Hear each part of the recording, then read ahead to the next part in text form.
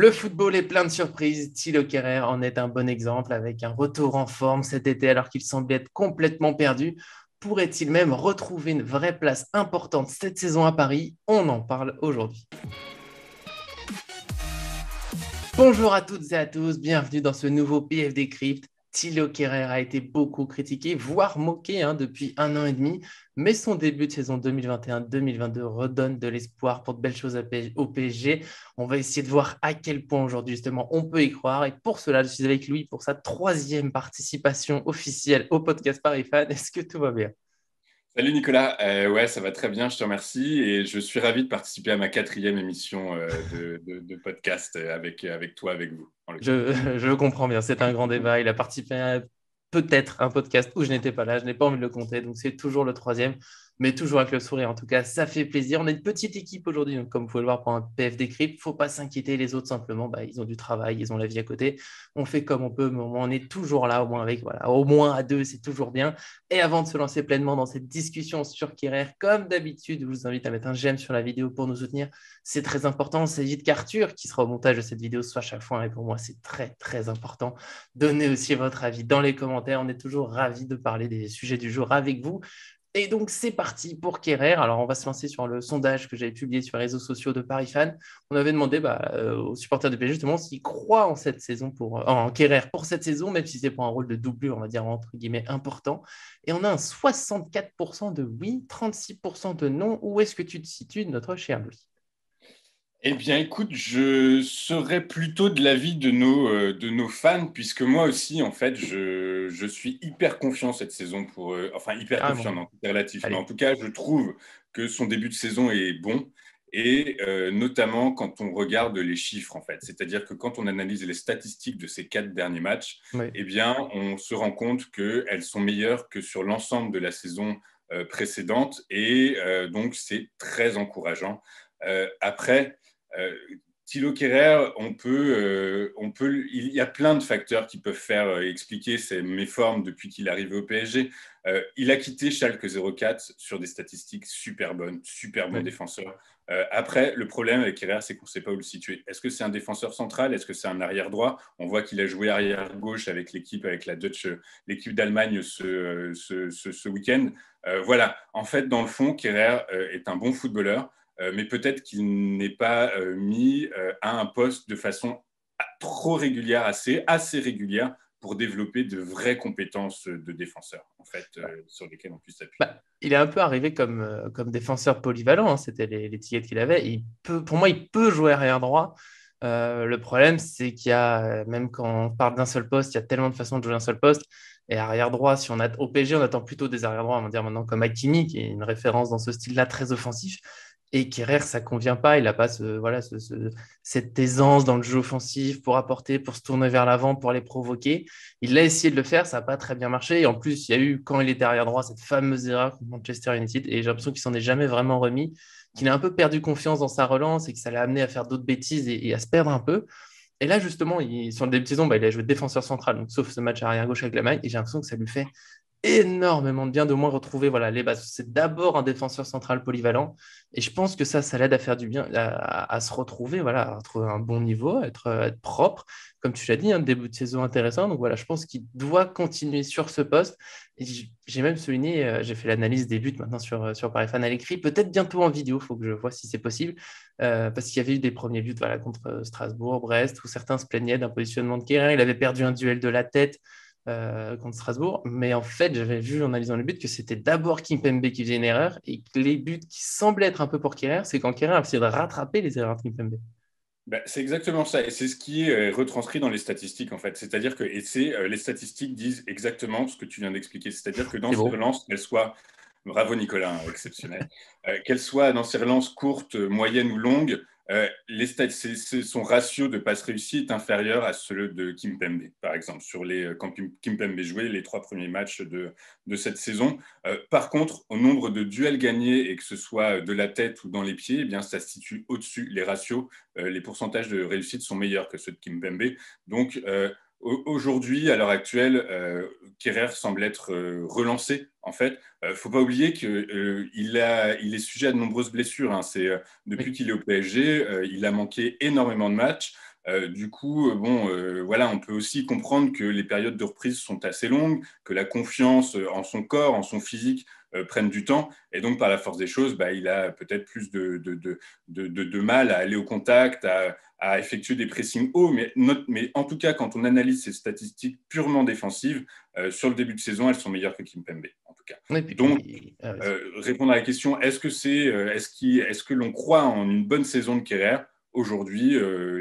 Oui, oui, on y croit, oui. Oui, oui. oui, parce qu'il s'est enfin relancé, comme tu l'as dit, hein. Il y a eu les blessures qui l'ont gêné. Je trouve, j'avais presque de la pitié parfois pour les fans, de la compassion, on va dire. Ce pitié, je trouve que c'est un mot toujours très fort. Parce qu'il y a eu son erreur contre Manchester, donc il a eu du mal à finir la saison, c'était normal. Après, il avait énormément travaillé pendant l'été pour revenir, et il avait une blessure au pied qui a duré des mois, puis il a enchaîné, et il n'a jamais pu vraiment s'en remettre.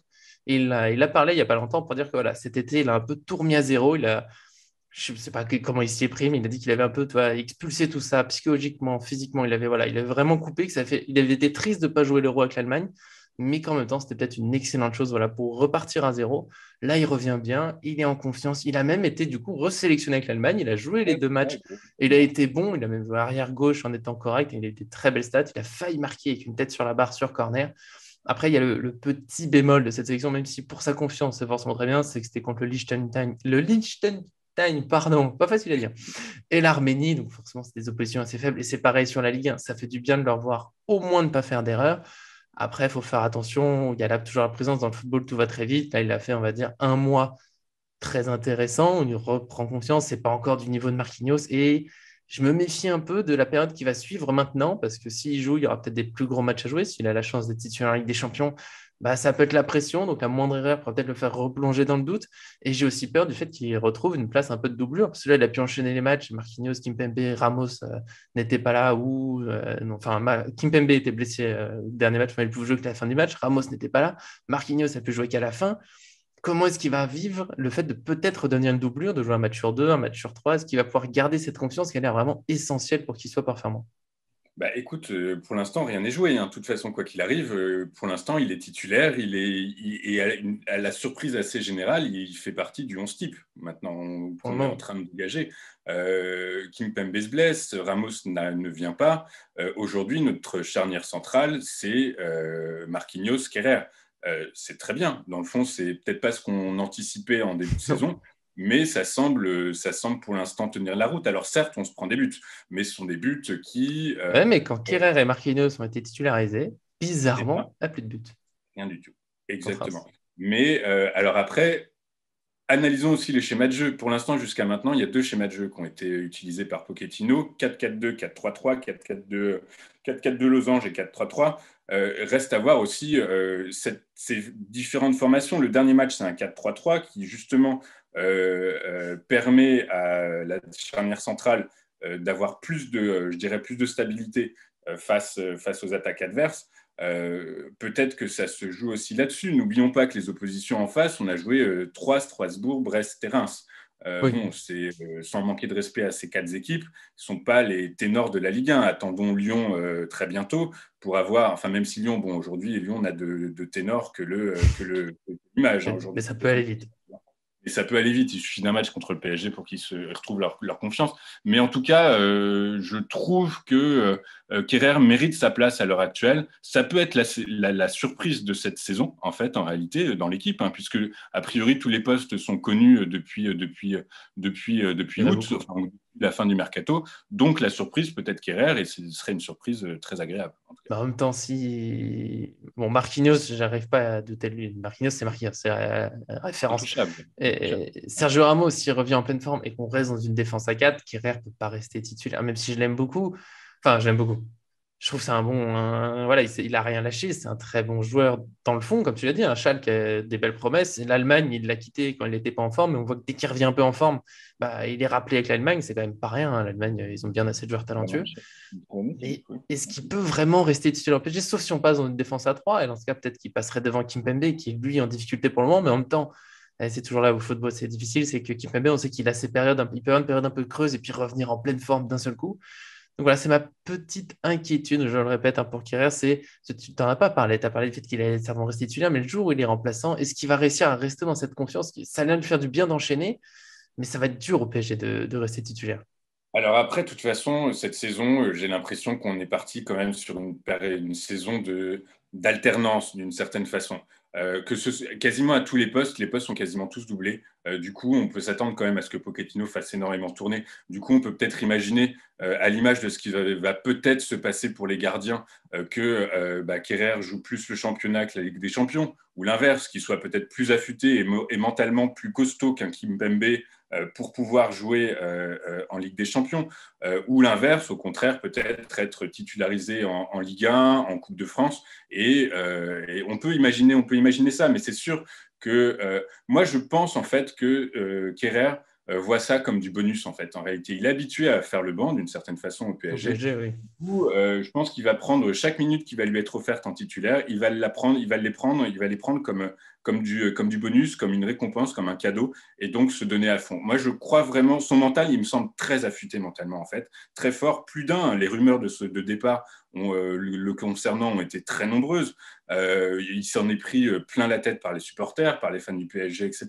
Donc, pour rester si concentré et si maître et si déterminé, c'est il est très volontaire. Donc, moi, je dirais, c'est un très bon joueur de football. Il a de très bonnes statistiques. Il a un mental fort. Il est de retour en Mannschaft. Il est hyper polyvalent. C'est-à-dire que finalement, quand on regarde, il s'est joué en défense à droite, à gauche, au centre. Il s'est joué devant. Il s'est joué au milieu, plutôt milieu droite. Hein, pour le coup, là, pour l'instant, personne n'a encore osé le faire jouer milieu gauche. Mais en tout cas, c'est une vraie solution. C'est une vraie alternative, une vraie solution que Pochettino a dans sa poche. Pour l'instant, Pochettino poche. Bon, voilà. C'était beau. Du coup, non, mais en tout cas, confiant très certainement, nos lecteurs et nos fans, nos suiveurs Twitter ont raison. La saison est de bon augure pour Kehrer. C'est marrant, on revient à ce qu'on disait au début sur la polyvalence.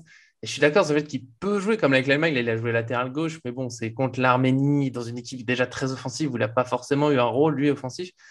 Il peut, pour moi, dépanner sur les côtés, mais en s'adaptant à ses qualités. C'est-à-dire qu'on ne peut pas lui demander de faire du Hakimi. Par exemple, faut faire avec Kehrer arrière droit, qui sera moins offensif, qui peut faire le travail une fois qu'il est en confiance. Si au moins il est sur la fin de saison dernière, il avait peur à chacune de ses passes, on le sentait, ça tremblait un peu, elle n'était pas Ouais. précise, elle n'était pas assez forte. Si au moins il est au niveau, ça peut le faire. Ça peut être son opportunité pour avoir du temps de jeu. Je préfère quand même, parce que c'est là où il brille, enfin il brille, c'est là où il a été meilleur ces derniers temps, qu'il puisse rester dans l'axe pour l'instant, que les joueurs, peut-être, il est polyvalent, mais est-ce que ça fait toujours du bien aux joueurs de changer tout le temps? Draxler, on l'a un peu perdu comme ça, même s'il n'y a pas que ça. Voilà, j'espère qu'il aura sa place, peut-être dans une défense à 3.